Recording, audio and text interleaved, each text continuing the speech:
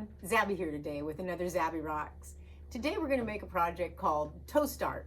It is definitely a classroom favorite. It's great for the classroom, it's good for the holidays, you know, it's good for a lot of things. So here we go.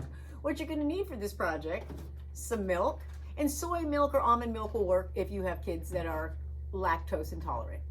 You're going to need some mixing cups or something to mix your colors in. Something to paint with. We have our Just Toast Art paint brushes right here, which we always clean with vinegar when we're done. You're going to need some bread. Now, I'm not usually a fan of the white bread, but for this project, it works the best. And some food coloring. So the first thing you do is you get some cups or mixing bowls, pour in some milk. Now, you don't need a ton of milk. You know, I have filled these up no more than halfway, so 2.5 ounces of milk. And then you're going to mix your colors. And I'm just going to go with the 4 basic colors in the box because, well, that's just what I'm going to do. The kids, on the other hand, will make at least 12 different colors in all variations. And this part is a lot of fun. This is more of the scientific part of, oh, wow, look at that. I can make this color. I can make that color. So that's always good. I did find, though, that the food coloring prices have really skyrocketed. I don't know. Our friendly grocer was $6.50 for a box, which I thought was rather steep. But then maybe I haven't bought it in a while. So there you go, but you only need a couple drops, so that's good. And then I'm going to put a paintbrush in each one, and trying to keep everybody to keep the same paintbrush in the same color is always a little tricky. So I'm just going to stir it about. Okay, I have a lovely red in that one. This one hopefully will be a little bit on the yellow side. This one is the green. Oh, that's a good green. And then this one is blue. And if you have kids that can't have food dyes, definitely check on the label, because I know that the red and the blue both have red food dye in them. So one little guy, he could only use green and yellow, but he persevered and made some good toast. And then everybody gets a piece of bread. Just a lovely piece of bread. Here's your canvas, so to speak.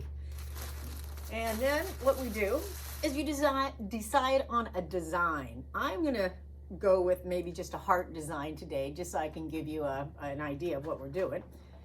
Then you don't want to get it so soggy, though, that now it's just become milk toast before you even start. So what we're trying for is just a nice wash. How's that? A paint wash on here. Oh, this paintbrush will take me 3 years to do. So, you know that too. With the students, that might be really good. But making a video, let's see if we can make that happen just a little bit faster. Oh, 2 brushes at a time. I'm wild now. But, you know, this project will bring many students coming to the table. The smell of toast is always a big draw. And hunger seems to never be ending in the program. So it's really a good thing. But now, if you wanted to do another art project with toast, which is really cool, better for kids that are really into art and not so much into food, is if you take your toast and you cook it into all different light and dark shades, then you can make a total palette of from light to dark and create all kinds of pieces of art. I saw that, oh, I don't know, 40 years ago in a gallery in San Francisco someone had done just with toast. It was really, really awesome. I've made some with the students, not quite as awesome, but definitely to teach them the range and shades of dark, from light to dark. And it smells so good, right? You're like, oh yeah, that's right. So as you can see, I'm using these little brushes, and it's not going on, you know, too milky. You will have some students that think, oh, more is better. Then they just end up with some soggy toast, and nobody really wants to eat that. But here we go, a little more dots. I'm just going to festive up my heart.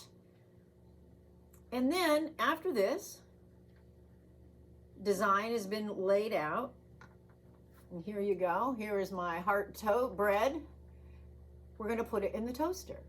And then after it toasts, you'll have your toast art. I do supply some butter at the end of the project so everybody can have a little butter on their toast. And that's an experience, just watching them with a butter knife trying to spread the butter. It's another challenge, and good for them to practice. All right, so here I go. I'm going to go pop this in the toaster. Our toast has been toasted, and here is our heart toast. It is going to be delicious. It's fun, it's colorful, it's zen. You don't have to keep it around. You make it, you eat it, it's gone. No wondering what to do with that piece of art.